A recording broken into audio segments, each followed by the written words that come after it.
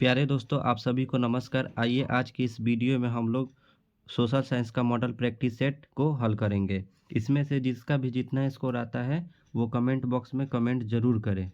ठीक है, तो आइए एक नंबर क्वेश्चन से हम लोग शुरू करते हैं। देखिए, ये क्वेश्चन बनाने से एक फ़ायदा है ये कि सबसे पहले तो आपका रिवीजन होगा। रिवीजन के बाद से आपको पता ये चलेगा कि आपका नंबर कितना आ रहा है। तो देखिएगा प्यारे दोस्तों, एक नंबर क्वेश्चन क्या दे रखा है। तो सवाल नंबर एक जो है वो दे रखा है, इनमें से कौन जैविक संसाधन नहीं है। इनमें से कौन जैविक संसाधन नहीं है। तो पहला का जो आंसर होगा वो क्या हो जाएगा, मिट्टी। यानी इन चारों ऑप्शन में से मिट्टी जो है वो जैविक संसाधन नहीं है। ठीक है, आइए क्वेश्चन नंबर दो को हल करेंगे। देखिए, क्वेश्चन नंबर दो जो है वो दे रखा है, भारत सरकार की वन नीति के अनुसार कम से कम कितना प्रतिशत भूभाग वनाच्छादित रहना चाहिए। तो कितना परसेंट रहना चाहिए, तो इसका जो होगा राइट आंसर जो होगा वो कितना हो जाएगा, तो 33% रहना चाहिए। कितना रहना चाहिए, 33% रहना चाहिए। ठीक है, अब आइए अगला क्वेश्चन को हल करते हैं। देखिएगा, अगला क्वेश्चन जो है वो दे रखा है 3 नंबर, महानदी पर कौन सा बांध बना है। ये मोस्ट मतलब पॉपुलर क्वेश्चन है और हमेशा ही पूछा जाता है। ठीक है, तो इसको तो आप लोग याद कर ही लीजिएगा। ये जो है इसका राइट आंसर क्या हो जाएगा, तो हीराकुंड बांध। क्या हो जाएगा इसका राइट आंसर, तो हीराकुंड बांध हो जाएगा। ठीक है, अगला जो है क्वेश्चन वो दे रखा है 4 नंबर, टैक्सोल है। तो टैक्सोल तो आप लोग को पता ही होगा टैक्सोल क्या है। तो टैक्सोल जो है वो कैंसर रोधी दवा है। क्या है, कैंसर रोधी दवा है। यानी जो लोग कैंसर से पीड़ित होते हैं उनको क्या दे दिया जाता है, तो टैक्सोल दवा दिया जाता है। ठीक है, तो इसका राइट आंसर जो होगा वो क्या हो जाएगा, तो बी हो जाएगा। ठीक है, आइए अगले क्वेश्चन को देखते हैं। अगला क्वेश्चन है प्यारे दोस्तों, इनमें से कौन धात्विक खनिज नहीं है। यानी दे रखा है कि इनमें से कौन धात्विक खनिज नहीं है। तो इसका राइट आंसर क्या हो जाएगा, तो ग्रेफाइट जो है इसमें से क्या है, धात्विक खनिज नहीं है। तो इसका राइट आंसर जो होगा वो क्या हो जाएगा, तो ऑप्शन नंबर सी हो जाएगा। ठीक है, आइए अगले क्वेश्चन की ओर बढ़ते हैं। 6 नंबर क्वेश्चन जो है वो दे रखा है, इनमें से कौन टर्शियरी कोयला भंडार का क्षेत्र है। तो इसका जो राइट आंसर होगा वो क्या होगा, कोयला। जो देखिए, कभी भी कोयला के बारे में पूछे तो कोयला के लिए जो आंसर होता है वो क्या होता है, तो झारखंड होता है। ठीक है, देख रहे हैं क्वेश्चन ये क्या पूछ रहा है, कोयला के बारे में पूछ रहा है, कोयला का भंडार क्षेत्र है। तो इसका राइट आंसर क्या हो जाएगा, तो झारखंड हो जाएगा। यानी ऑप्शन नंबर ए इसका राइट आंसर हो जाएगा। ठीक है, आइए क्वेश्चन नंबर 7 को हम लोग देखते हैं। 7 नंबर क्वेश्चन दे रखा है, इनमें से कौन परमाणु शक्ति का संसाधन नहीं है। यानी परमाणु परमाणु शक्ति का संसाधन इनमें से कौन नहीं है। कमेंट बॉक्स के में कमेंट करके ज़रूर बताइए। तो इसका जो राइट आंसर होगा वो क्या हो जाएगा, तो बक्साइट हो जाएगा। यानी ऑप्शन नंबर बी हो जाएगा। ठीक है, आइए 8वें नंबर क्वेश्चन को देखते हैं। 8वां नंबर क्वेश्चन दे रखा है, भारत को कुल कितने डाक क्षेत्रों में बांटा गया है।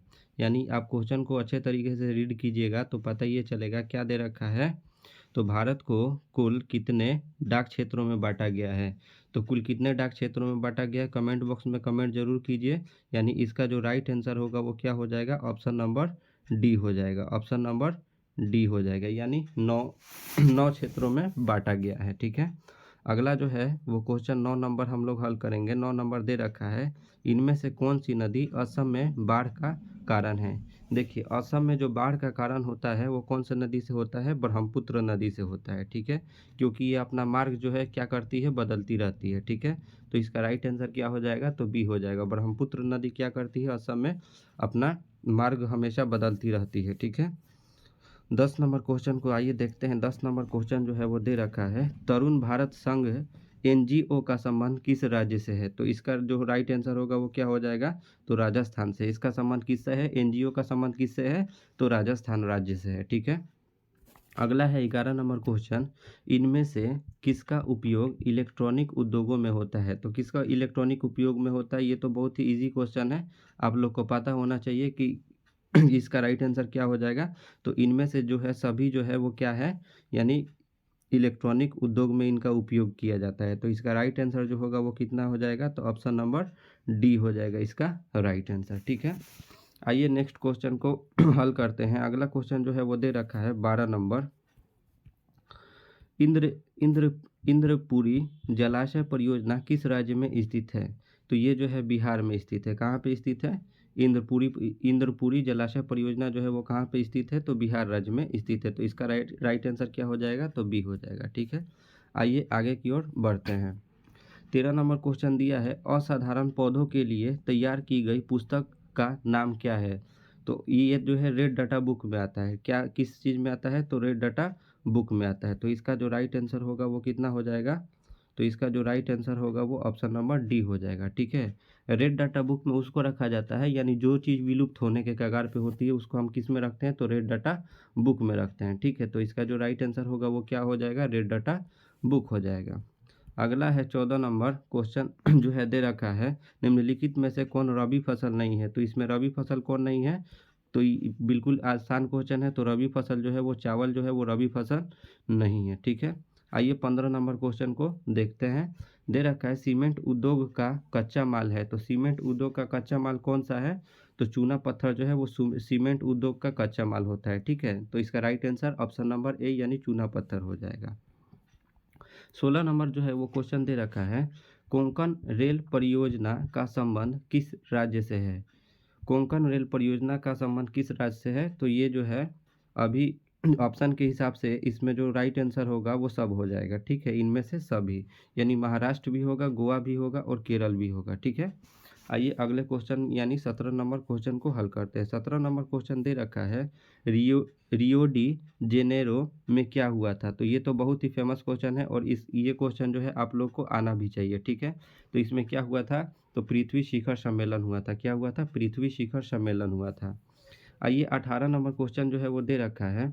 18 नंबर क्वेश्चन को जब हम पढ़ेंगे तो दे रखा है, भारत में सर्वाधिक कौन सी मिट्टी पाई जाती है? ठीक है, ये बहुत ही फेमस क्वेश्चन है, मिट्टी वाले चैप्टर में है। तो 18 का जो राइट आंसर होगा वो क्या हो जाएगा? जलोढ़ मिट्टी, यानी हम लोग के भारत में सबसे ज़्यादा क्या कौन सी मिट्टी पाई जाती है? जलोढ़ मिट्टी पाई जाती है। ठीक है, आइए आगे नेक्स्ट क्वेश्चन को हल करेंगे। भारत में पहला जल विद्युत संयंत्र कहाँ लगाया गया था? ये बिहार बोर्ड एग्जाम में नहीं भी पूछा गया होगा तो 5 से 6 बार पूछा गया है। ठीक है, और इस बार भी पूछने का उम्मीद है। तो इसका जो राइट आंसर होगा वो क्या हो जाएगा? दार्जिलिंग हो जाएगा। ठीक है, इस क्वेश्चन को आप लोग याद करके रखिएगा। 20 नंबर जो है क्वेश्चन दे रखा है। 20 नंबर क्वेश्चन जो है वो क्या कह रहा है, बिहार में उर्वरक कारखाना कहाँ स्थित है? तो ये जो है कहाँ पे स्थित है? तो बरौनी में इसका कारखाना स्थित है। ठीक है, ये भी मोस्ट पॉपुलर क्वेश्चन है।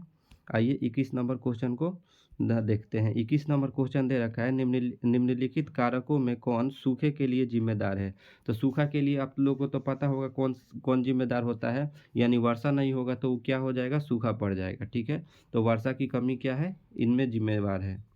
अगला क्वेश्चन दे रखा है 22 नंबर, प्यारे दोस्तों, सरदार सरोवर कृत्रिम जलाशय, यानी यहाँ से देखिएगा सरदार सरोवर, अब देखिए यहाँ से सरदार सरोवर कृत्रिम जलाशय का संबंध है तो किससे है? तो इसका जो संबंध है वो नर्मदा नदी से है। कौन से नदी से है? तो नर्मदा नदी से। तो इसका राइट आंसर कितना हो जाएगा? तो ऑप्शन नंबर ए हो जाएगा। ठीक है, ठीक उसी प्रकार अगला क्वेश्चन जो है वो दे रखा है, एक सेकेंड, अगला जो है वो क्वेश्चन दे रखा है 23 नंबर। ठीक है, 23 नंबर क्वेश्चन दे रखा है, जून 2023 में, यहाँ से मार्कर को लेके हम आपको समझाते हैं। ठीक है, जून 2023 में भारत में कौन सा चक्रवात आया? ठीक है, तो कौन सा चक्रवात आया था?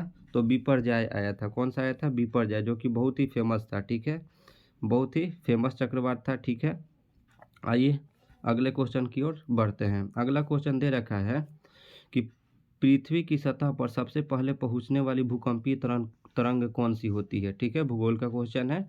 24 नंबर जो है वो क्या हो जाएगा, यानी पूछ रहा है कि पृथ्वी की सतह पर सबसे पहले पहुंचने वाली भूकंपीय तरंग जो है वो कौन सी है? तो प्राथमिक तरंग है। कौन सी तरंग है? तो प्राथमिक तरंग हो जाएगा। ठीक है, अगला क्वेश्चन है, संचार का सबसे लोकप्रिय संसाधन है, यानी यहाँ पे क्वेश्चन है संसार का सबसे लोकप्रिय साधन है। तो संसार का सबसे लोकप्रिय साधन क्या है? तो सार्वजनिक टेलीफोन। अभी जो है वो क्या है? सार्वजनिक टेलीफोन हुआ है। ठीक है, फिर 26 नंबर हम क्वेश्चन की ओर बढ़ेंगे। 26 नंबर जो क्वेश्चन है वो क्या दे रखा है?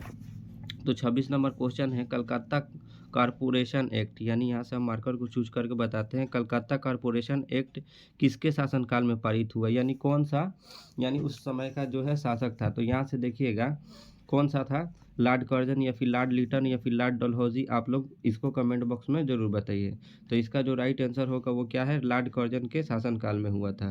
किसके शासनकाल में, तो लॉर्ड कर्जन के शासनकाल में हुआ था। ठीक है, आइए 27 नंबर क्वेश्चन को हम लोग देखते हैं। यानी दे रखा है 27 नंबर क्वेश्चन कि यूरोप में राष्ट्रवाद, यानी यूरोप में राष्ट्रवाद की शुरुआत कहाँ से हुई, तो यूरोप में राष्ट्रवाद की शुरुआत फ्रांस से हुआ है। ठीक है, 28 नंबर जो है वो क्वेश्चन दे रखा है, राज्य राइन राज्य, क्या दे रखा है, राइन राज्य संघ की स्थापना किसने की थी, राइन राज्य संघ की स्थापना कौन किया था, तो नेपोलियन ने किया था। कौन किया था, तो नेपोलियन ने किया था। ठीक है, अगला जो है वो क्वेश्चन है 29 नंबर क्वेश्चन है, अप्रैल थीसिस, यानी अप्रैल थीसिस किसने लिखी थी, तो अप्रैल थीसिस जो है वो लेनिन ने लिखा था। आइए अगले क्वेश्चन की ओर बढ़ते हैं, यानी 30 नंबर क्वेश्चन की ओर। देखिए ये जो है हिस्ट्री का क्वेश्चन है, खुदाई खिदमतगार का गठन किसने किया था, तो खुदाई खिदमतगार का गठन जो है खान अब्दुल गफ्फार खान ने किया था। ठीक है, अगला क्वेश्चन 31 नंबर जो है वो दे रखा है, लाला हरदयाल ने इनमें से किसकी स्थापना की थी, तो किसकी स्थापना की थी लाला हरदयाल ने, तो लाला हरदयाल ने गदर पार्टी की स्थापना की थी। लाला हरदयाल ने किसकी स्थापना की थी, गदर पार्टी की स्थापना की थी। 32 नंबर क्वेश्चन दे रखा है कि साम्यवादी गुट का अगुवा कौन था, तो साम्यवादी गुट का अगुवा कौन था, तो सोवियत संघ था। ठीक है, आइए अगले क्वेश्चन की ओर हम लोग बढ़ते हैं। इनमें से क्या मार्टिन लूथर की कृति है, तो मार्टिन लूथर की कृति कौन है, यानी मार्टिन लूथर इसमें से कौन सा बुक लिखा है, तो इसका जो राइट आंसर होगा वो क्या हो जाएगा, तो 95 थीसिस लिखा है। कौन सा लिखा है, 95 थीसिस लिखा है। अगला जो है बंगाल गजट का प्रकाशन किसने किया था, ये बहुत ही इंपॉर्टेंट क्वेश्चन है परीक्षा के दृष्टिकोण से, और ये हमेशा पूछा भी जाता है। तो जेम्स ए हिक्की जो है बंगाल गजट का प्रकाशन किया था। अगला क्वेश्चन यानी 35 नंबर क्वेश्चन दे रखा है कि यूनान इनमें से किस देश के अधीन था, यूनान कौन से देश के अधीन था, तो फ्रांस के अधीन था। ठीक है, आइए 36 नंबर क्वेश्चन को देखते हैं। नमक कानून, ये तो आप लोग को मालूम ही होगा, नमक कानून तोड़ने के लिए गांधी जी ने कौन सा स्थान चुना था, तो कौन सा स्थान चुना था, तो डांडी स्थान चुना था। अगला जो है 37 नंबर क्वेश्चन जो है वो दे रखा है, समाजवादियों की बाइबिल किसे कहा जाता है, यानी समाजवादियों की बाइबिल किसे कहा जाता है प्यारे दोस्तों, तो यानी दास कैपिटल को कहा जाता है। यानी समाजवादियों की बाइबिल किसे कहा जाता है, तो दास कैपिटल को कहा जाता है। आइए अगला यानी 38 नंबर क्वेश्चन को हल करते हैं। एक दे रखा है, एक स्वतंत्र राष्ट्र के रूप में सिंगापुर का उदय किस वर्ष हुआ है, यानी सिंगापुर का जो है उदय वो किस वर्ष किया गया है, तो इसका राइट आंसर 1945 हो जाएगा। ठीक है, यानी 1945 में किया गया है। ये बहुत ही फेमस क्वेश्चन है, वियना कांग्रेस में कौन राष्ट्र सम्मिलित नहीं था, तो कौन सा राष्ट्र सम्मिलित नहीं था, तो यानी जर्मनी जो है वो सम्मिलित नहीं था। ठीक है, फिर नेक्स्ट क्वेश्चन को जैसे ही हम आएंगे, यानी फॉरवर्ड ब्लॉक भी ये भी बहुत वीवीआई क्वेश्चन है परीक्षा के दृष्टिकोण से। फॉरवर्ड ब्लॉक की स्थापना कौन कौन किया है, तो यानी सुभाष चंद्र बोस ने किया है। ठीक है, सुभाष चंद्र बोस ने किया है। आइए अगले क्वेश्चन की ओर हम लोग बढ़ते हैं। ठीक है, यानी 41 नंबर जो है क्वेश्चन दे रखा है, बम्बई राज्य का विभाजन कर किन दो राज्यों का गठन हुआ है, देखिए बम्बई राज्य का विभाजन, देखिए बम्बई जो है उसको जब विभाजन किया तो कौन सा दो राष्ट्र बना हुआ है। ठीक है, तो इसका जो है राइट आंसर क्या हो जाएगा, महाराष्ट्र और गुजरात। जब इसका विभाजन किया गया बम्बई को, तो एक तरफ महाराष्ट्र हो गया और दूसरे तरफ क्या हो गया, तो गुजरात हो गया। ठीक है, आइए अगले क्वेश्चन की ओर हम लोग बढ़ते हैं। यानी देखिए कितना इजी क्वेश्चन है, बिहार में कुल कितने नगर निगम स्थापित किए गए हैं, तो कितने टोटल किए गए हैं, तो 19 किए गए हैं। ठीक है, तो इसका राइट आंसर कितना हो जाएगा, तो 19 हो जाएगा। ठीक है, अगला जो क्वेश्चन दे रखा है, राज्य पुनर्गठन आयोग की स्थापना कब हुई थी। ठीक है, राज्य पुनर्गठन आयोग का स्थापना कब हुआ है, तो 1953 में हुआ है। तो इसका राइट आंसर कितना हो जाएगा, तो सी हो जाएगा। ठीक है, आइए अगले क्वेश्चन को की ओर बढ़ते हैं। यानी दे रखा है, अगला क्वेश्चन दे रखा है कि चुनाव आचार संहिता का निर्माण कौन करता है, तो इसका निर्माण कौन करता है, तो निर्वाचन आयोग करता है। ठीक है, आइए अगले क्वेश्चन की ओर हम लोग बढ़ते हैं। यानी क्वेश्चन दे रखा है, अगला क्वेश्चन जो है यानी 45 नंबर, बिहार में पंचायती राज संस्थाएं हैं यानी कौन स्तरीय है, एक स्तरीय है या फिर द्विस्तरीय है या फिर त्रिस्तरीय है या फिर यानी 4 स्तरीय है। ठीक है, तो इसका जो होगा राइट आंसर जो होगा वो कितना हो जाएगा, तो त्रिस्तरीय। हम लोगों के जो बिहार में पंचायती राज है वो त्रिस्तरीय है। ठीक है, 46 नंबर जो है वो क्वेश्चन दे रखा है कि आग सान सू किस देश के नागरिक है? तो आंग सान सू जो है वो किस देश के नागरिक है? तो म्यांमार के नागरिक है। तो राइट आंसर कितना हो जाएगा? तो ऑप्शन नंबर ए हो जाएगा। ठीक है, आइए 47 नंबर क्वेश्चन की ओर बढ़ते हैं। 47वां नंबर क्वेश्चन जो है दे रखा है, चिली का प्रथम महिला राष्ट्रपति यानी चिली की प्रथम महिला राष्ट्रपति कौन थी? यही क्वेश्चन है। तो इसका राइट आंसर जो होगा वो क्या हो जाएगा प्यारे दोस्तों? तो ऑप्शन नंबर डी, यानी कहने का मतलब मिशेल चैपलेट थी। ठीक है, आइए सॉरी यहाँ पे क्या है? मिशेल बाचेलेट, यानी मिशेल बाचेलेट इसका राइट आंसर हो जाएगा। ठीक है, आइए अगले क्वेश्चन की ओर बढ़ते हैं। यानी 48 नंबर क्वेश्चन दे रखा है, यानी इनमें से किस पर लोकतंत्र का भविष्य निर्भर करता है? ठीक है, तो इसका राइट आंसर जो होगा वो कितना हो जाएगा? तो यानी निष्पक्ष चुनाव। ठीक है, निष्पक्ष चुनाव, यानी निष्पक्ष चुनाव होगा तो पता ये चलता है कि लोकतंत्र स्थापित है। ठीक है, तो इसका जो राइट आंसर होगा वो कितना हो जाएगा? तो क्वेश्चन की ओर बढ़ते हैं। ठीक है, अगला क्वेश्चन जो है वो दे रखा है कि इनमें से कहाँ प्रत्यक्ष लोकतंत्र है, यानी कहाँ पे प्रत्यक्ष लोकतंत्र होता है? तो आप लोग को ये क्वेश्चन पता होना चाहिए कहाँ पे होता है। तो यानी ऑप्शन नंबर जो है वो ए होगा, यानी स्विट्जरलैंड में क्या है? प्रत्यक्ष लोकतंत्र है। ठीक है, यानी प्रत्यक्ष लोकतंत्र कहने का मतलब यहाँ पे जो फैसला लेती है, यानी आम जनता का मीटिंग होता है, आम जनता का मीटिंग होता है, उसके बाद आम जनता जो है वो सहमति देती है, उसके बाद से यानी यहाँ पे कोई भी निर्णय लिया जाता है। तो इसका राइट आंसर कितना हो जाएगा? तो स्विट्जरलैंड हो जाएगा। ठीक है, तो प्यारे दोस्तों उम्मीद करते हैं कि ये वीडियो आपको अच्छा लगा है। अगर अच्छा लगा है तो कमेंट बॉक्स में कमेंट करके ज़रूर बताएं और अपने दोस्तों में ज़्यादा से ज़्यादा शेयर करें, हमारे चैनल को सपोर्ट करें और इसको सब्सक्राइब करें, लाइक करें और अपने दोस्तों में अधिक से अधिक इसको शेयर करें।